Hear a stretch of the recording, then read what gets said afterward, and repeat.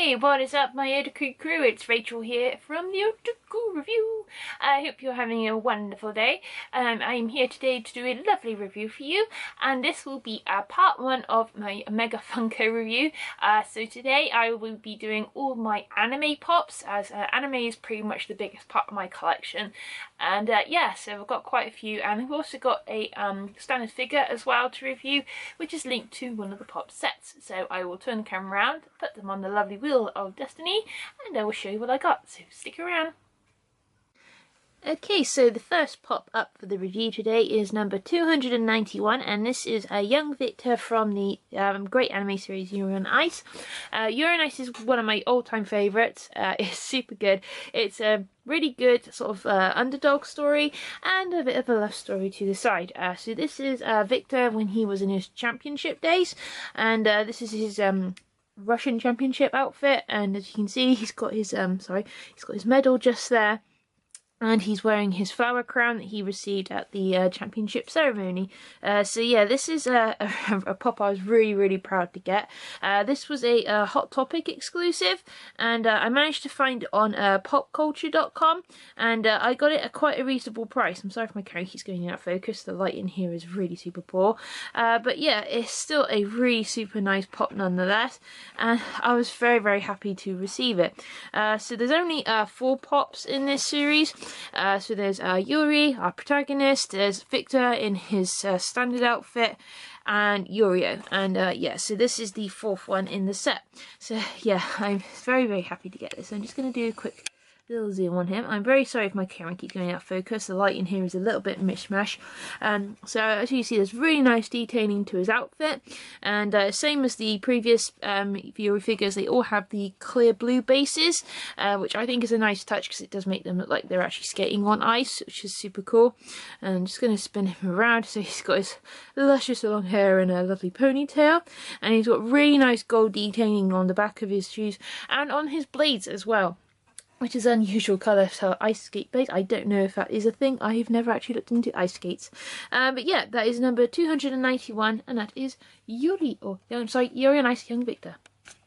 Okay, so next up in the anime Funko range, we have My Hero Academia. This is a really good anime, and it's very popular at the moment, as season 2 hasn't long ended. I think about November it finished, and season 3 has been announced for April, so I'm really super happy, and I have started reading the books as well. So this is the first pop that I got. This is number 248 in the series, and this is All Might.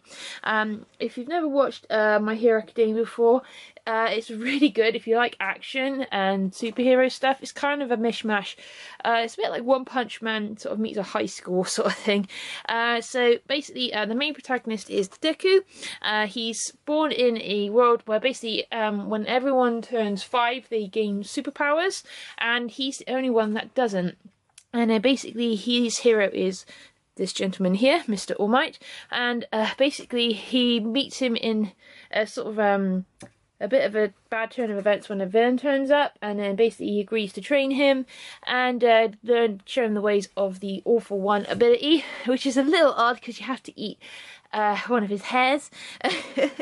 And yeah, then he gains the ability of the One for All, and then it goes sort of around his life of becoming a superhero in the academy. So yeah, this is All Might in his hero outfit, and yeah, he's a really cool character. He's amazing in the Japanese version and the English dub. He was done by Chris Sabat, aka Vegeta's voice actor. So he's in his really cool American-esque superhero outfit. He's got a really cool belt buckle. If I just zoom in, you can just see the detail. So yeah, there's his belt buckle and his Justice logo on the front, and he's got this really cool haircut. Unfortunately, when he reverts back to his weaker state, because he can't stay in this version too long, otherwise he starts coughing up blood, yeah, he looks really different. And yeah, he's got really cool detailing on the back, and it is a really superbly painted pop. So that's the first one of the Academia series. And now this one is number 251, and this is the female character of the sort of class that we meet originally, and this is number 251. This is Ochio, and Ochio's ability basically is she touches anything, she can make it float or make it seem lighter for a couple minutes. If she does it any longer, she gets queasy. And she's got a really interesting superhero outfit, which is quite light and made out of fabrics. I see basically this is sort of the hand gesture that she makes when she's using her ability. There are two versions of this pop. There's the one where she has her helmet on, which I believe was a San Diego Comic-Con exclusive, and the standard one without the helmet. So I am still after that special one. And yeah, I really do like the pop. Unfortunately, a lot of these pops I find have very bad moulding on their hands, and it's a bit of the same for the 10-year pop, which is the other one that I need for my collection. But nonetheless, with a bit of a tidy up, if you've got like a knife or a Dremel, you can sort of mend that problem. So that's Ochio. And then this is the last one. I got this from my friend Kat for my birthday, so I was super glad. And Ochio I got from Kat for Christmas, so she, so that lady knows what I like. So this is Deku, our protagonist, and this is him unmasked. Again, the same with Ochio. The masked variant was a Comic-Con exclusive, where basically it's sort of half blasted off and then you can see half his face and then half the mask. So I have got that one on order at the moment from my friend Ruben. So he's in his standard superhero outfit, pretty much the same as the Funko figure that I had in my loot crate, and it's really super nice. They've done really great paint job on the boots and detailing on his hero outfit. It's just pretty much standard at the back, but they've done really good detailing with his hair, and I like that they've kept his freckles as well, because yeah, it really adds to it. So that is the My Hero Academia series. Okay, so next up in the Pop Funko range we have the Naruto Shippuden series. So yeah, I was a bit of a weeb back in my day, and I did watch like the original old school Naruto. Unfortunately, I don't know why Funko kind of just jumped straight into Naruto and Shippuden and didn't go with the original first series, because I thought those pops would be still quite interesting, but nonetheless these ones are really cool. I got these from my fiance as he's looking to sort of downgrade his collection a little bit, because he pretty much just wants to stick with other anime pops that I don't collect, and I think he's sticking to sort of fantasy as well. So yeah, I've sort of traded a couple pops with him, and yeah, I'm quite happy with them. Nonetheless, he's just keeping the one that I got for him for Christmas. I do really apologise about my camera, it keeps going out of focus. So this is the first one out of the series. This is number 181, and this is Naruto doing the Rasengan attack. So you can just see the blue orb of energy there. Oh, I can't remember what they call it in Naruto. It's been so long since I watched it. Is it ki energy? That's it. Oh, chakra. It's chakra. So chakra energy. There we go, I remembered. So this is Naruto floating in the air of an attack. So as you can see, it's on the stand like I showed, similar to the Bananyan figures, and it does actually look really cool. So it's kind of cool that they made it clear and you can't really notice it that much. And it's a really super nice pop. They've done really good detailing on his ninja outfit and on the hands and everything. It's really still super nicely painted, and if I turn him around you can just see the stand, and he's still got his Leaf Village logo on the back of his outfit, and it looks really cool, especially where they've got the headband sort of ribbon floating. That makes it really super nice. So that is number 181. And then next up we have David Bowie. I'm only kidding. It's Kakashi, and he looks a bit grumpy. I'm not quite sure why they made him grumpy. I think it would be if he made his eye look like he was a bit more sleepy, because he's always quite sleepy. So yeah, Bowie Sensei is the teacher of Naruto through his ninja career, and he's pretty awesome. Sorry, I refer to him as David Bowie. If you haven't watched the Naruto Abridged series on YouTube, then you'd get the reference. So he's number 182 in the series, and he's pretty cool. So he's got his standard ninja outfit on, because most all the teachers have, and he looks pretty awesome. I think it would be more interesting if they did a version of him reading the romance books that he's into. I thought that'd be pretty funny, but no, they just kind of gone with just the standard Kakashi. So that is number 182. And next up we have our lovely female protagonist, or puncher of people, number 183 of the Shippuden series, and this is Sakura, and she's doing like her standard sort of punch pose, because yeah, she punches really hard. And they've done really nice detailing to her outfit. Obviously this is when she was training to be a ninja nurse, or a ninja medic I should say, and yeah, they've kept nice detailing to her outfit. Ah no, it's gone to the floor, now she's going to need a medic. Sorry, her legs are quite thin, so it's very difficult to make her balance, but yeah, it's still a really super cool pop nonetheless. So that's number 183.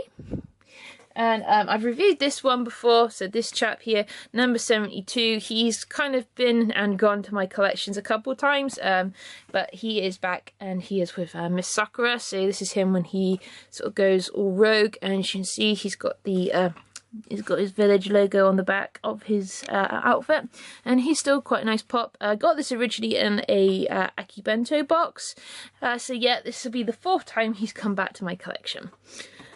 And then we have number 185. This is an exclusive. Unfortunately, he's a little damaged from the previous owner, but yeah, nonetheless, this is 185, and this is Naruto in Toad Sage mode. Obviously, he goes off with Master Jiraiya in the series and learns the Sage mode that he does. It's a really cool pop. And yeah, they've been a lot of figures of this one, and it's also been an exclusive outfit in a couple of games. So damn camera. It's got his toad eyes, and he's still got his little cheek things, and on the back he has the summoning scroll to summon the grand toads, and really cool flame sort of marks on the back of his jacket. So that is number 185 of Naruto Sage mode. So that's the Naruto collection. Okay, so next up in the anime Funkos, we have the Sailor Moon collection, and this is of Wave 2. And first up we have is number 295, and this is Sailor Chibi Moon. If you don't follow Sailor Moon, yeah, this is part of the 2nd series where we meet Sailor Chibi Moon, who's Sailor Moon's daughter from the future. Sorry about spoilers, but it's been out for nearly 20-30 years now. So this is just the standard variant of the collection. There is a glitter variant, which I think is Hot Topic, but I'm planning to get it soon.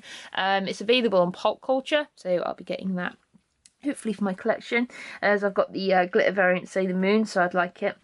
So as you can see, she's in her really cute Sailor Fuku, and she's got even like the little tiny crescent moons on her boots, which is a nice touch, and she's doing her traditional sort of a justice pose, what her mum does, and it's really super cute. I like that they've gone with a metallic paint for the tiara, and there's still a nice gloss on the gemstones in her hair, which I think is really super nice. And if you look, they've done really super good detailing with the hair, or her little pigtails, and a really cute ribbon at the back. So this is probably one of my favourites from this series, as even though Sailor Chibi Moon can be a bit irritating at times, she does still develop when she sees what her mum's truly like as a person, and she's just super adorable. So that is number 295, and that is Chibi. Now, this is a exclusive from the Sailor Moon collection. This is number 293, and this is the villain from season 1, and this is Queen Beryl, and she's got her staff of evilness and her lovely lum purple gown, and she's got the really cool gemstone sort of tiara on her head, and really evilish floating hair when she's like super mad. Queen Beryl didn't do an awful lot in season 1. She was pretty much, you just generally just see her sat in a chair, sort of moving her hands over the orb, like just sort of seeing premonitions and things, and ordering her servants around. But when she kind of got more serious at the end of season 1, and then the battle happened in the original series, yeah, then stuff went down. So she's got really evil orange eyes, which I think is super cool. It sticks to the classic anime design, and she's got all this sort of spiked jewelry. They've done real nice detailing on her jewels and everything. I just love the hair. The hair is just so crazy. She's the sort of front centerpiece of my Sailor Moon collection when she'll be on the shelf, and yeah, it's a super duper nice pop. So that is one of the exclusives. I think this was a Toys R Us exclusive, if I remember, but yeah, super cool. So I was very lucky to get this via Pop Culture. So that's number 293. And then next up we have number 296, and this is the Time Guardian, and this Sailor Pluto. And yeah, Sailor Pluto is a bit of a loner character. Unfortunately, she's given only one job by the future Moon Princess, and that's just to guard the door of time, so basically no one can change time or destroy the future, destroy the past, but still it happens anyway. And then she does eventually join the Sailor Moon team, and yeah, she's a very strong sort of silent character, but she's really super cool. So as you can see, she's got her staff of time, which is the key to the door, and she's really, really good. She does come out a lot more in the remastered Sailor Moon series that came out, and yeah, I've seen her in Crystal, and I really did like her character. She's super cool, and she's got really nice navy blue to her Sailor Fuku, and again, they've done her gemstone earrings, and again, really nice detailing to the original hairstyle, and I do love this pop. It's really super nice. So that is 296, which is Sailor Pluto. Then next up we have the cousins of the group, shall we say, as they say in the English dub. This is number 298, and this is Sailor Neptune, and she didn't come into the season until about halfway during the second season. First they were the Sailor Scouts thought that they were villains because they were trying to thwart their plans, but then eventually, sort of through misunderstandings, they eventually joined the group and helped them out. So Sailor Neptune has the unique item and her symbol on. So she has the Mirror of Truth, and it was a item that could summon the chosen guardian Sailor Moon, if I remember. And she was a very gentle person who loved playing the violin and was a really, really beautiful character. And yeah, in the English dub, they did dull her character down a bit because due to censoring and everything, they weren't allowed to show her relationship between the next Sailor Scout. So yeah, it was a fortunate shame, but they did kind of get past it during the censorship in the Crystal series.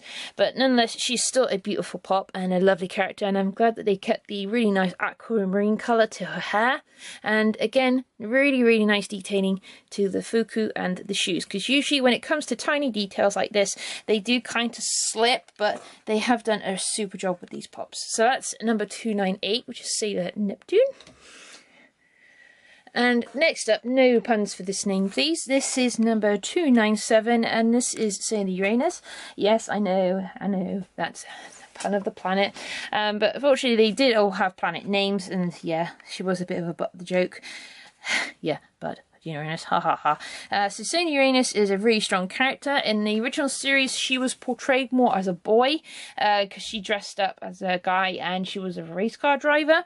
And yeah, she had a relationship with Sailor Neptune, and nevertheless, she's still super duper strong, really cool, and very, very sassy. And she's got the really cool loop earrings. She has her dagger, which, like Sailor Neptune, they had the item to summon the next scout. And yeah, super cool. And I love the royal blue outfit that she wears, and I love these boots. These boots are really, really cute, and they kept really nice, again, detail to the hairstyle, and they've kept very true to the original colours. So yeah, and hopefully we'll see more in the next series when she appears next time. So that's number 297, Sailor Uranus. And then the last up, which is the last Sailor Scout to have been revealed, this is number 299, and this little scout unfortunately has a bit of a doomed past. In the original series and the Crystal series, which they followed really straight to the manga, she was kind of used more as a science experiment by her father, who was kind of had his mind sort of polluted by this alien evil on doing like science experiments on her, and basically, yeah, she was basically had robotic parts put in her, and she was experimented on, and she did not have a very, very, very good upbringing. She was just shouted off to the world. She wasn't allowed to have friends. She wasn't allowed outside her room, and yeah, poor little mite. And then when the Sailor Scouts kind of stepped in to save her, it awakened her darker side, and that her father was trying to awaken within her, because basically she would summon the end of the world, which is what her staff can do. It's basically the life ender.